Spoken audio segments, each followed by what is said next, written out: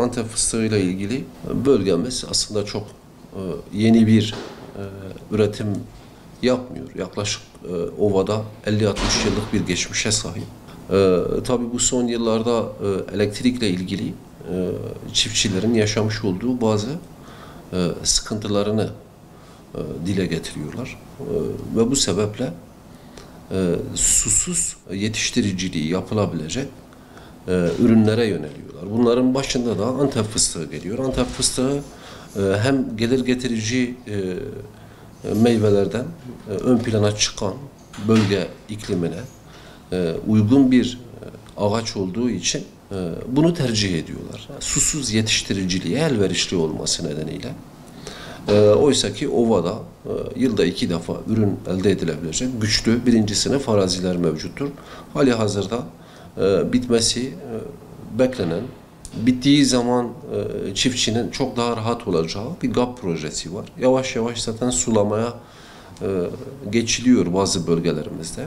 Eğer bu yapılırsa muhtemelen tabii ovada yetiştiricilik oranı mevcut bugünkü artış gibi olmayacak.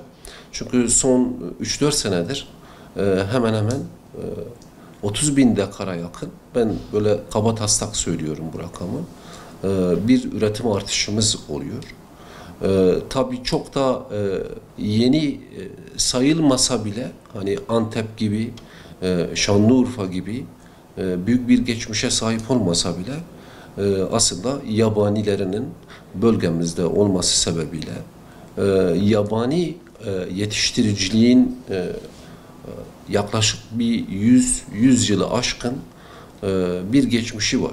Bu ova içerisindeki ani artış nedeniyle çiftçinin ekonomisini göz önünde bulundurarak yapmış olduğu bir tercihtir. Çünkü elektrik enerjisine dayalı sulama yapılıyordu.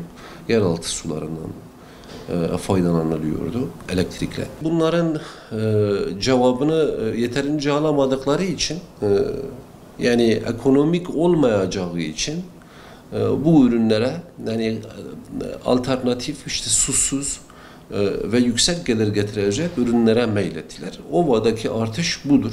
Ama bu yıl itibariyle biraz piyasanın iyi olması, yani buğday fiyatlarının iyi olması, bölgemizde de hani verimlilik açısından çok kötü değil. Gayet iyi bir şey var, verimliliği var. Tabii sulu araziler için söylüyoruz. Susuz arazilerde maalesef yine o problemler yaşanılıyor. Fıstığın bölgemiz ekonomisindeki yeri önemlidir. Bizim 3. işletme tesisimiz kuruldu. Bunlardan 2 tanesi kavurmaya gidiyor ve kendi ürününü, kavurduğu ürünü de piyasaya sunmaya başlıyor. Yani bir 10-15 sene sonra artık yeni dikilen bahçelerden de verim elde edileceği için hali hazırda halen ekim dikimler de yapıldığı için önümüzdeki yıllarda Antep fıstığı ile ilgili çok daha böyle güçlü bir sanayimizin olacağını, ticaretin çok daha yoğun olacağını söyleyebiliriz.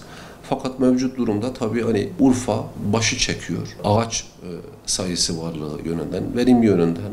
Bizim arazilerimiz biraz daha Antep ve Urfa'ya nazaran verimli araziler üzerine bahçeler tesis edildiği için verimimiz onlardan daha yüksektir bu yönüyle. Yani çiftçinin doğal olarak tercih edeceği ürünlerden biridir. Yani, tabii bu yıl biraz o değişim söz konusu olacak. Çünkü buğday iyi para sağladı. Ama dağlık kesimde yine susuz olan arazilerde suyun ulaşamayacağı ya da kuyulardan su çekilemeyecek arazilerde fıstık yetiştiriciliği, dikimi devam edecek. Ürünün olduğu bir yıldır. Tabii piyasa koşulları yüksektir, fiyatlar yüksektir şu an için. Tabii üretici açısından yeterli midir? Fiyatlar geçen sene tabii ki hani piyasa koşulları hani bir önceki seneyle kıyasladığımız zaman neredeyse 3 katı bir fiyat değişimi var. Çiğ fıstıkla ilgili söylüyoruz biz bunu. İşlenmiş fıstık tabii hani o biraz daha farklı olabiliyor ama aşağı yukarı neredeyse 3 kat kadar bir artış söz konusudur. Verim açısından önceki yıldan daha yüksektir. Ama piyasa koşulları genel olarak hani her şeyde bir artış söz konusu. Fıstığın tek bir hasat şekli yok. Boz hasadı dediğimiz bir hasat şekli var. Boz hasadı fiyatı 2 kattır. Yani geçen sene vurduğumuz zaman, bu seneyle kıyasladığımız zaman 2 katına çıkmış. Tabii piyasa henüz daha tam hasat netleşmiş değil, başlamış değil, yoğunlaşmış değil daha doğrusu. Tam olgunlaşmadan yapılan işte şeker, daha doğrusu tatlı sanayisi için yapılan boz hasadı bir önceki yılla kıyaslandığı zaman neredeyse 2 katı bir fiyatla pazara sunuluyor. Hasadın yoğunluğu işte Antep, Urfa'da boz hasadı şeklinde oluyor. Daha sonra normal artık böyle fıstığın hasat edilmesi gereken süreç başlıyor. Eylül'ün ortalarına kadar devam ediyor bu hasat. Bu aydan başlıyor. Eylül'ün ortalarına kadar hasadımız devam edecek.